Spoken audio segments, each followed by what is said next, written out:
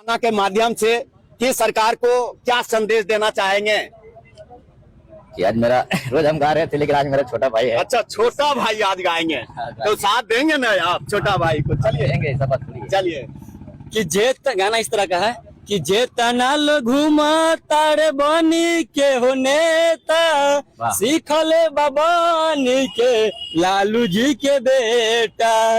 कि जेतना लो घुमा तारे बनी के हो नेता, सीखले बाबानी के लालू जी के बेटा। देखी के इनकर तरह की सब नेता जोड़ेला, देखी के इनकर तरह की सब नेता जोड़ेला। यूपी बिहार झारखंड में लालू के राज चलेला। देखी के इनकर तरह की सब नेता जोड़ेला, यूपी बिहार झारखंड में लालू के राज चलेला। एक और गाना है जो कि मेरे आदरणीय लालू प्रसाद यादव जी, जहां से उनका जन्मभूमि है, वहां से मैं गाना लिखे हैं, उसके बारे में हम गाना सुनाना चाहते हैं। सुनाइए। कि गोपालगंज में भइल जेकर जन्म, सुनले हो खवा लालू जी के नाम। गोपालगंज में भइल जेकर जन्म, सुनले हो खवा लालू जी के नाम। गुंडा माफिया के तोड़लन गुमानामा, सुनले हो खवा लालू जी के नाम। गुंडा माफिया के तोड़लन गुमानामा, सुनले हो खवा लालू जी के नाम। गरीब खातिर कैलन उच्च कामामा, सुनले हो खवा लालू जी के नाम।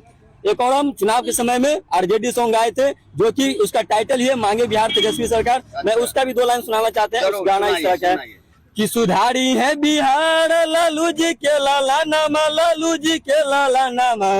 सुधारी है बिहार लालू जी के लाला नामा, लालू जी के लाला नामा। तला लौटे न छाप दबिहा बटनमा, हे चाची मैया राखिया सब दे नमा।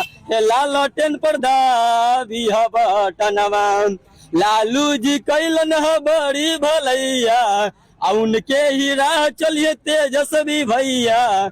लालू जी कैलन ह बड़ी भलैया, उनके ही राह चलिए तेजस्वी भैया। विरोधी पार्टी करे इनकर बुरैया, बच्चा बूढ़ा सब बोले मजदूर किसानमा हो, मजदूर किसानमा। की लालटेन छाप दबिहा बटनमा, हे चाची मैया राखिया सब ध्यानमा। अब भैया कुछ बोल देंगे गाना के बारे में? ठीक है, मेहनत। चलिए, क्या नाम हुआ? मेरा नाम सोनू सिंगर सवरिया। सोनू सिंगर सवरिया। सवरिया जी से इनका गान प्रस्तुति सुने। गान प्रस्तुति सुनकर आप क्या सोचते हैं, कमेंट बॉक्स में कमेंट करके जरूर बताएंगे। प्रतिक्रिया का इंतजार रहेगा। धन्यवाद।